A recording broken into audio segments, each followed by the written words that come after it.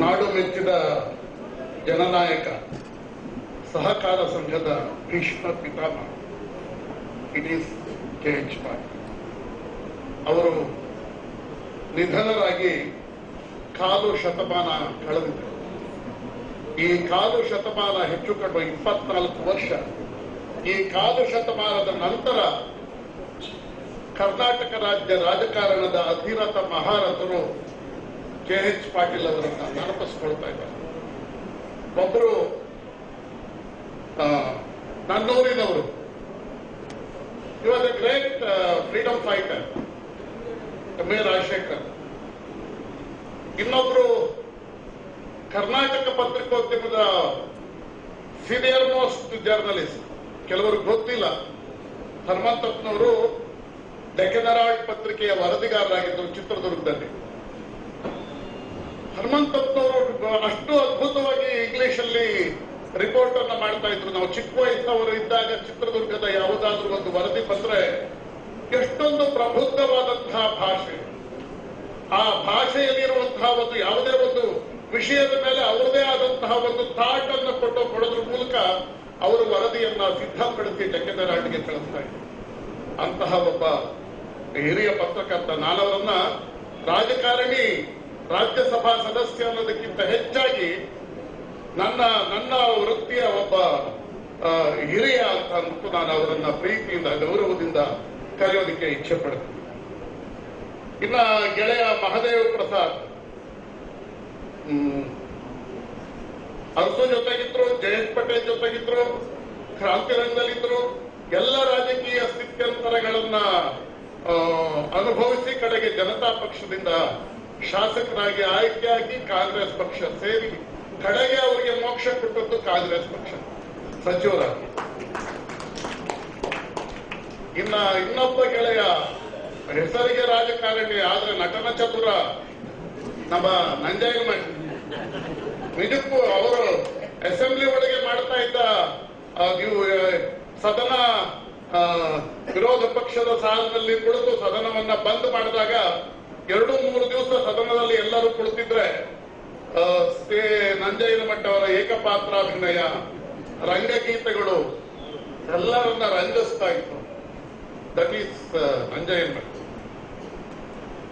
ಇನ್ನ ನಮ್ಮ ರೆಡ್ಡಿ ಅವರಿದ್ದಾರೆ, ಅಂಡ್ ಕಾತರಕ್ಕೆ ಪ್ರೊಫೆಸರ್ ಕಾತರಕ್ಕೆ ಅವರು, DT. Patil, doctor K. Digananda ಮತ್ತು ಅನೇಕ ಮಿತ್ರರು ಈ ಸಭೆ ಒಳಗೆ ಇಲ್ಲಿ ಸೇರಿರೋದು ಕಾಲು ಶತಮಾನಗಳ ನಂತರವೂ ಈ ವ್ಯಕ್ತಿ ಇನ್ನೂ ಎಷ್ಟು ಜೀವಂತವಾಗಿ ಬದುಕಿದ್ದಾರೆ ಅನ್ನೋದಕ್ಕೆ ಇದು ಸಾಕ್ಷಿ.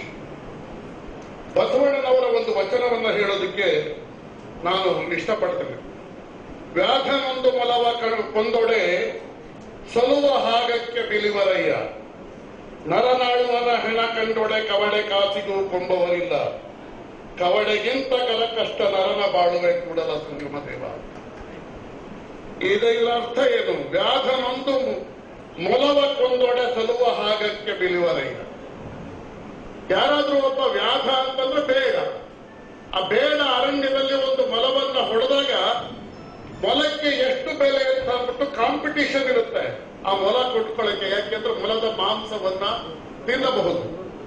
ಆದರೆ ನರನಾಳುವನ ಹೆಣ ಕಂಡೊಡೆ ಕವಡೆ ಕಾಸಿಗೂ ಕುಂಬುವರಿಲ್ಲಯ್ಯ. ಈ ರಾಜ್ಯವನ್ನ ಆಳುವಂತಹ ಈ ರಾಜ, ಮಹಾರಾಜ, ಚಕ್ರವರ್ತಿ, ಅವನು ಸತ್ರೆ ಅವನ ದೇಹಕ್ಕೆ ಒಂದು ಪೈಸೆಯನ್ನು ಯಾರು ಕೊಡೋದಿಲ್ಲ. ಕವಡೆ ಕಾಸಿ ಕವಡೆಗಿಂತೂ ಕಷ್ಟ ನರನ ಬಾಳುವೆ ಕೂಡಲ ಸಂಗಮ ದೇವ ಅಂತ ಬಸವಣ್ಣವರು. ಯಾಕೆ ಮಾತನ್ನ ಬಸವಣ್ಣನವರು ಹೇಳಿದ್ದಾರೆ? ಈ ಮಾತನ್ನ ಹೇಳಿರೋದು ನೀನು ಮಹಾರಾಜ ಆಗೋದು ದೊಡ್ಡದಲ್ಲ, ಯಾವ ರೀತಿಯಲ್ಲಿ ಮಹಾರಾಜ ಆಗ್ತೀಯೇ ಅದು ದೊಡ್ಡದು ಅನ್ನುವ ಮಾತನ್ನ ಹೇಳ್ತಾರೆ. ಇಬ್ಬರು ಮಹಾರಾಜರು ಸ್ವತಂತ್ರ ಪೂರ್ವದಲ್ಲಿ ಭಾರತದಲ್ಲಿದ್ದರು. ಒಬ್ಬ ಮಹಾರಾಜ ನಾಲ್ವಡಿ ಕೃಷ್ಣರಾಜ ಒಡೆಯರ್, ಮತ್ತೊಬ್ಬ ಮಹಾರಾಜ ಹೈದರಾಬಾದಿನ ನಿಜಾಮ್. ಯಾರನ್ನ ಜನ ನೆನಪಿಸ್ಕೊಳ್ತಾರೆ? ನಾಲ್ವಡಿ ಕೃಷ್ಣರಾಜ ಒಡೆಯರವರನ್ನ ನೆನಪಿಸ್ಕೊಳ್ತಾರೆ. ಯಾಕೆ ನಾಲ್ವಡಿ ಕೃಷ್ಣರಾಜ ಒಡೆಯರವರನ್ನ ನೆನಪಿಸ್ಕೊಳ್ತಾರೆ? 1897ರಲ್ಲಿ ಚಿತ್ರದುರ್ಗ ಜಿಲ್ಲೆಯಲ್ಲಿ, ಬರದ ನಾಡಿನ ಚಿತ್ರದುರ್ಗ ಜಿಲ್ಲೆಯಲ್ಲಿ ವಾಣಿ ವಿಲಾಸ ಸಾಗರವನ್ನ ಕಟ್ಟಿದ್ರು. ಆ ನಾಲ್ವಡಿ ಕೃಷ್ಣರಾಜ ಒಡೆಯರವರ ತಾಯಿ ವಾಣಿ ವಿಲಾಸ ಸಂಗೀತ. ಆಗ ಮೈಸೂರಿನ ದಿವಾನರಾಗಿದ್ದವರು ಶೇಷಾದ್ರಿ ಅಯ್ಯ. ಆಮೇಲೆ ಏನ್ ಮಾಡಿದ್ರು ಮಹಾರಾಜರು? 1902ರಲ್ಲಿ ಏಷ್ಯಾ ಖಂಡದ ಪ್ರಪ್ರಥಮ ಜಲವಿದ್ಯುತ್ ಕೇಂದ್ರವನ್ನ ಆರಂಭ ಮಾಡಿದ್ರು. ಆಮೇಲೆ ಏನ್ ಮಾಡಿದ್ರು? ಸರ್ ಎಂ ವಿಶ್ವೇಶ್ವರಯ್ಯ ಅವರನ್ನ ಮೈಸೂರು ಸಂಸ್ಥಾನಕ್ಕೆ ಕರೆತಂದ್ರು. ಸರ್ ಎಂ ವಿಶ್ವೇಶ್ವರಯ್ಯ ಏನ್ ಮಾಡಿದ್ರು? ಚೀಫ್ ಎಂಜಿನಿಯರ್ ಆಗಿ ಕೃಷ್ಣರಾಜ ಸಾಗರದ ಮೊದಲ ಹಂತದ ಜಲಾಶಯವನ್ನ 1912ರಲ್ಲಿ ಪ್ರಾರಂಭ ಮಾಡಿ 1915ಕ್ಕೆ ಮುಗಿಸಿದ್ರು. 80 ಅಡಿ ಎತ್ತರದ ಜಲಾಶಯ ನಿರ್ಮಾಣ ಆಯಿತು. ಕರ್ನಾಟಕದಲ್ಲಿ ಪ್ರಪ್ರಥಮ ಜಲವಿದ್ಯುತ್ ಅಂದ್ರೆ ಮೈಸೂರು ಸಂಸ್ಥಾನ ಇಡೀ ಭಾರತ ಕಗ್ಗತ್ತಲಲ್ಲಿ ಮುಳುಗಿದ್ದಾಗ ಮೈಸೂರು ಸಂಸ್ಥಾನದಲ್ಲಿ ಜಲವಿದ್ಯುತ್ ಪ್ರಾರಂಭ ಆಯಿತು 1902ರಲ್ಲಿ. ಏನೇನ್ ಮಾಡಿದ್ರು ನಾಲ್ವಡಿ ಕೃಷ್ಣರಾಜ ಒಡೆಯರ್?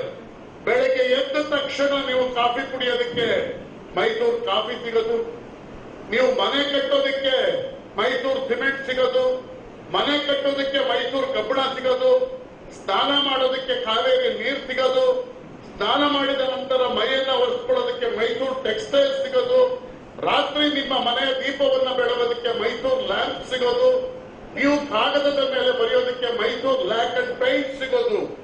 ಏನು ಮಾಡಿಲ್ಲ ಅಂದ್ರೆ ಎಲ್ಲವನ್ನೂ ಮಾಡಿದ್ರು. ಯಾಕೆ ಮೈಸೂರು ಮಹಾರಾಜ ನಾಲ್ವಡಿ ಕೃಷ್ಣರಾಜ ಒಡೆಯರವರ ಹೆಸರನ್ನ ಈ ಸಂದರ್ಭದಲ್ಲಿ ಇಷ್ಟೊಂದು ಸುದೀರ್ಘವಾಗಿ ಪ್ರಸ್ತಾಪಿಸ್ತೀವಿ ಅಂದ್ರೆ ಏನು ಸಂಬಂಧ?